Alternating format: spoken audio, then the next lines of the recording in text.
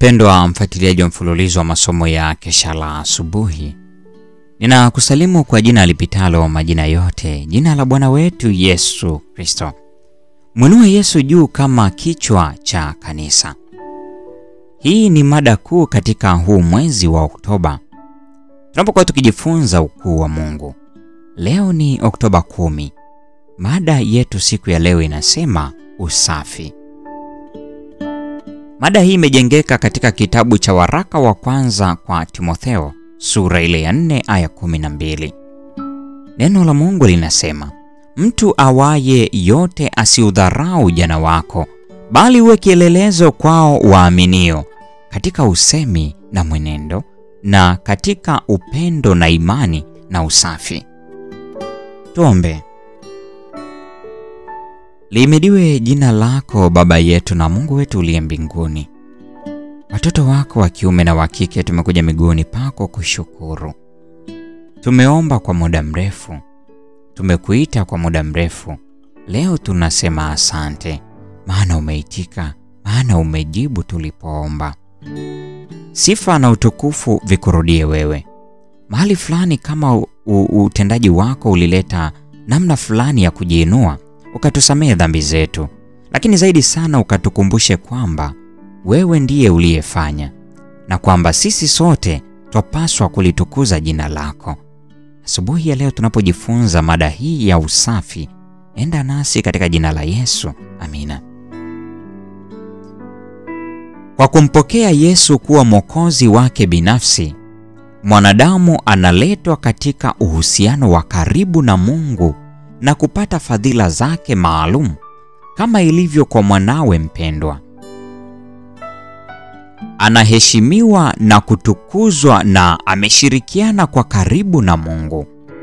Maisha yake yakiwa yamefichwa pamoja na Kristo ndani ya Mungu. Huu ni upendo wa pekee, upendo wa ajabu kabisa.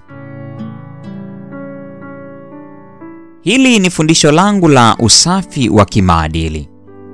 Kuweka hadharani weusi wa uchafu wa dhambi za watu hakutakuwa na manufaa hata nusu katika kung'oa dhambi kama ambavyo ingekuwa kwa uwasilishaji wa mada hizi kuu na za kuadilisha.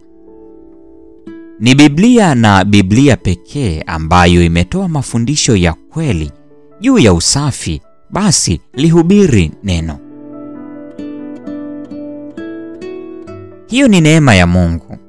Huo ndio upendo ambao kwa huo alitupenda hata tulipokuwa wafu kwa sababu ya makosa na dhambi, maadui akilini mwetu kwa matendo maovu, tukitumikia tamaa na anasa mbalimbali, watumwa wa uchu wa chakula na mihemko idhoofishayo, watumwa wa dhambi na wa Shetani.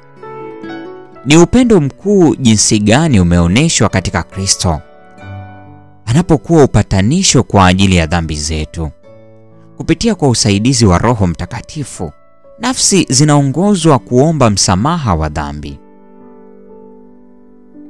Usafi na utakatifu wa maisha ya Yesu, kama ambavyo umewasilishwa kutoka kwenye neno la Mungu, una nguvu zaidi ya kurekebisha na kubadilisha tabia kuliko zinavyoweza kufanya juhudi zote zinazowekwa katika kusimulia dhambi na makosa ya wanadamu na matokeo yake halisi.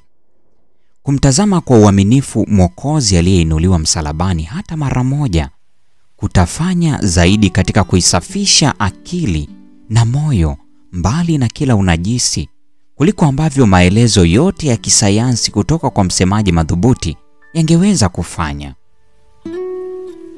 Mbele ya msalaba, mwenye dhambi anaona kutofautiana kwa tabia yake na Yesu. Anaona matokeo ya kutisha ya uasi. Anaichukia dhambi ambayo ameitenda na kisha anamshikilia Yesu kwa imani iliyo hai. Ameihukumu hali yake ya uchafu katika nuru ya kuwepo kwa Mungu na weledi wa mbinguni. Ameiangalia kwa kiwango cha msalaba. Ameipima katika mizani ya patakatifu. Usafi wa Yesu umemfunulia uchafu wake mwenyewe katika rangi zake mbaya. Anageuka kutoka kwenye dhambi inajisio, anamwangalia Yesu na kuishi. anapata tabia ishughulishayo, iamrishayo na ivutiayo kwa Yesu Kristo.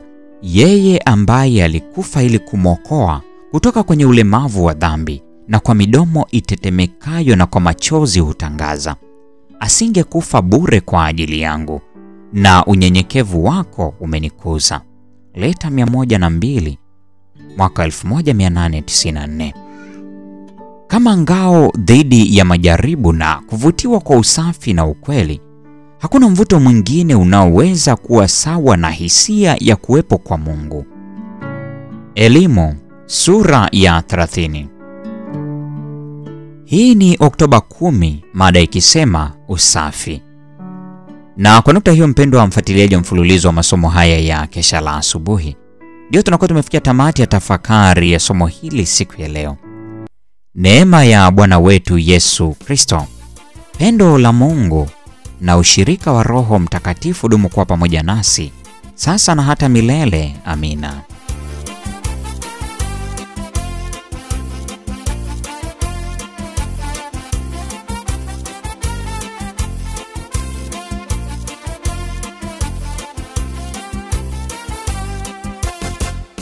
Kama wajua wito wako ulioitiwa, tangaza kwa watu wote wapate wokovu. Tangaza kwa watu wote wapate wokovu. Habari njema uwajulishe, utangaze habari njema ya mauti yake Mwokozi. Nuru njema ya wokovu iwaangazie. Nuru njema ya wokovu iwaangazie. Mataifa yote yamwone Bwana akishuka mawinguni, na utukufu wa malaika tutamwona Bwana. Mataifa yote yamwone Bwana akishuka mawinguni, na utukufu wa malaika tutamwona Bwana.